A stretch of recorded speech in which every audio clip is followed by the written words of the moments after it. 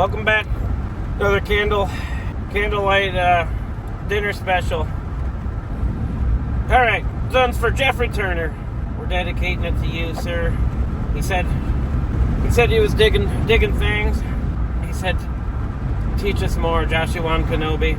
So, thought we'd talk about two climbers or multiple climbers in a tree at the same time. This one's always bugged me. I don't know. I guess it's just maybe in my area. Maybe it's a regional thing.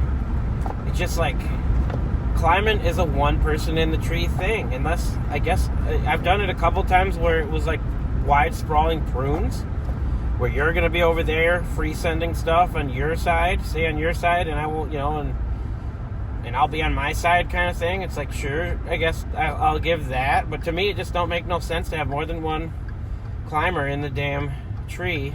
Because, well, we had a brief intermission there, brief pit stop to where were we?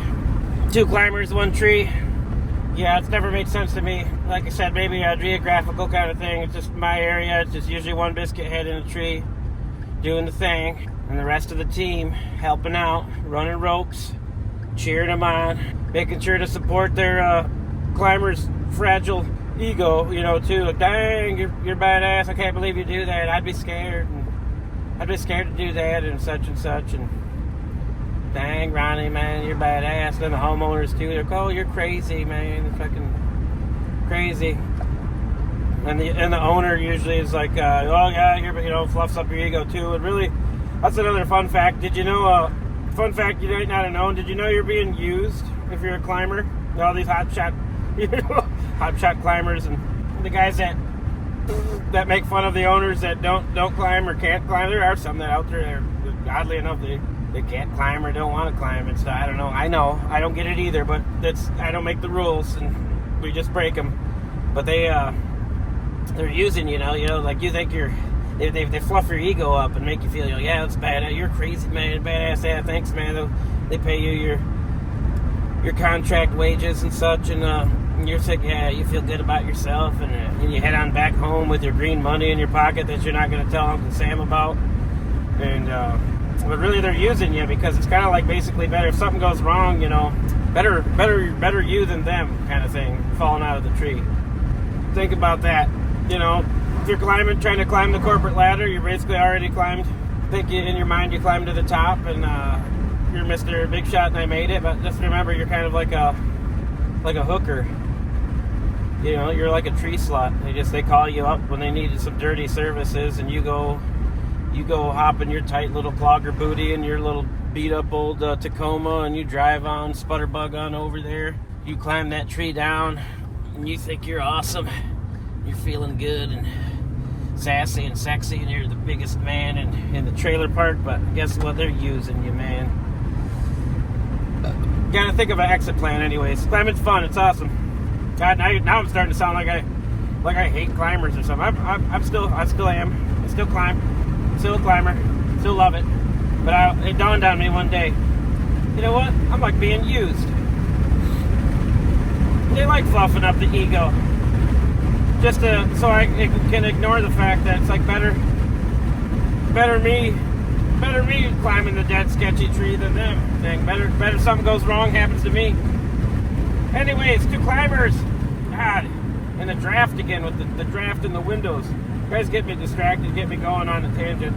Not even gotten to the point yet. Two climbers in the tree don't make sense to me. Always bothered me. Because what you got? Like if you got one guy up above, if you're doing a removal, pruning. I said pruning. I'll give it to you. I agree with it. They're wide, sprawling trees. You guys can kind of work zones. It definitely saves a lot of work. I'll give it that. 100% agree. That's fine. But when it's like rigging and stuff, like I feel like it's just I don't know. It's like if you're camcording it feels like it's just a spectacle to make to look cool on YouTube. I remember once there was an old video a long time ago, probably before a lot of you young buckaroons that are watching now started. It was like a Rian Rounds went to visit August in the West Coast video, and there's like two of them. They're climbing. It just seemed like climbing in the tree. It just seemed absolutely unnecessary, you know, because one guy's got to go out and make a fucking cut and rig, and it's just like one guy running the ropes on the ground at a time, so then the other guys, sure, he might be making his way out there to get like another rig tied up and stuff. Now you got a rig on his side of the tree, so the other guy's kind of waiting, you know. It's just like somebody's always waiting. It just seems like it invites extra chaos, especially you got two separate ropes going on. It don't necessarily. I think the idea is there, you know, for efficiency and stuff, but like I feel like it also suffers because now you've added extra elements of chaos that don't need to be there, that aren't there when it's just one guy in the tree, and especially if it's a, you know, a guy that's not scared of hard work. It's just better off, you know. I guess maybe, I don't know if I'm just one of them ways where I'm a little bit too stubborn and set in my ways on, and I need to get hip with it. That's possible. I may have been wrong once in my life or something. That could be. I don't know. It just don't make no sense. Now, especially though, if you don't have to rig and you're free sending stuff down. I mean, what do you got? What are you guys gonna like hold hands and climb up together in unison at the same time? You cut that branch on that side of the spruce, and I'll be right here next to you, Jerry. You know, loving an elevator, or one's above you. Now I got to worry about what I'm doing in my zone, and then I got to worry about do I trust Jerry up above me? What if he fucking doesn't cut one fast enough and it peels and hinges backwards, and now I got a nice little 4-foot nugget of death spiraling its way down at my dome head. You know, well, a lot of good we did there, a lot of work we saved. Now Jerry's got to rescue me. You know, he just took out his coach. He just gave his coach a freaking bump on the noggin, and now he's got to rescue him, try to figure out how to rescue him down and stuff. It don't make no damn sense. I don't know why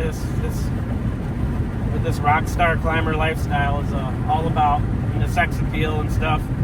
It's just a lot of it is I just feel like, I guess my particular zone is a lot of like city, like suburbs, a lot of suburbs, and then some like in the heart of the cities and the municipalities, those smaller like baby boomer neighborhoods, you know, with the cookie cutter houses and stuff from way back in the 40s and 60s and stuff like that. We work in those neighborhoods a lot, so their houses tight together.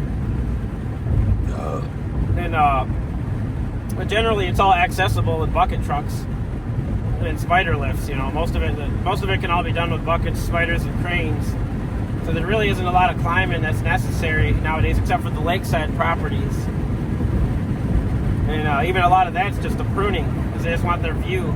So we save the oak stuff for the oaks get pruned in the winter because of oak wilt and stuff like that. So that it's like you get that to take you through the winter, but I just don't see where the two guy thing in the tree would like really work out, even in those tighter sections. Because generally that second guy's kind of needed on the ground to help process the rigs. Because if you're you're in the cities and stuff, you're over structures a lot. And then obviously if we're out in the rural areas, chances are we can get our equipment there to it still, or even flop it down. And why in the hell are you going to climb something that could be flopped? Now, taking a little side note as far as that topic goes, I love that though. That's my favorite thing in the world. I almost would do it for free. When I love climbing, no matter really the size of the tree. When it calls to be climbed, but just to make it floppable. So when you can go up and free send everything down, and you just need to kind of maybe skinny it up and or top it too to make the trunk floppable or make it fit in the zone. But when you get to just climb and free send, oh, absolutely love it. I like that better than running the grapple saw. I'll admit that. I live for those days. It don't seem like they get to happen a whole hell of a lot anymore, but we just had one recently. It was smaller trees, but it was fun. A couple of tall, skinny cherry trees, and go up, just top them out, free send the stuff down just to make it fit in a zone so we didn't damage other trees around it. Because then guess what?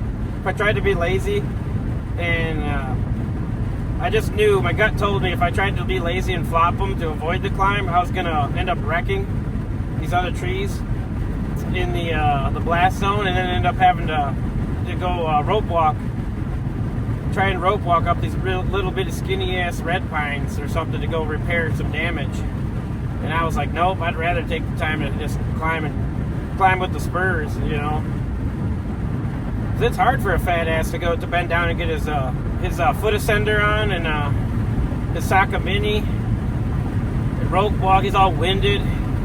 He gets there, at least with the spurs, I can, oh yeah, my fat ass, you know, doesn't feel so fat when I'm on the spurs. Rope walking though, whew, times takes it out of you. So, anyways, our class, our sermon today was basically answering the old, are more climbers better than one? And I mean, the answer is no, never. Never once did I mention a scenario where that would make sense, ever. Always one. Keep your second guy that wants to climb, keep him on the ground so he can help process your material that you create for them, the little gifts from the tree heavens, you know, above. You send them down, little gifts, and here you guys go, and then you bring them over to the Vermeer chipper, and yeah, you know, many hands make light work on the ground. That way, Mr. Climber Man has less to clean up when he does come down. And if you're one of those climbers that doesn't help clean up when you're done, shame on you. Shame on you. And oh, you've made it. You've arrived. You're a climber. You don't have to. You're above drag and brush. Well, the tree world that I live in is you never get away from drag and brush. Actually, you enjoy it. You love it. It comes full circle. Full circle. You start out as a grunt and you might hate your life until one day you catch tree fever, and then before you know it, the stresses of all the aerial work and the up aboves and stuff, there's days when you just get to just be a groundsman. Oh, they're like heaven. You just go on autopilot, just be a robot and think about, file your taxes in your head, think about what you're gonna make for dinner, whatever, you know. It's just nice and easy. So anyways, that's enough.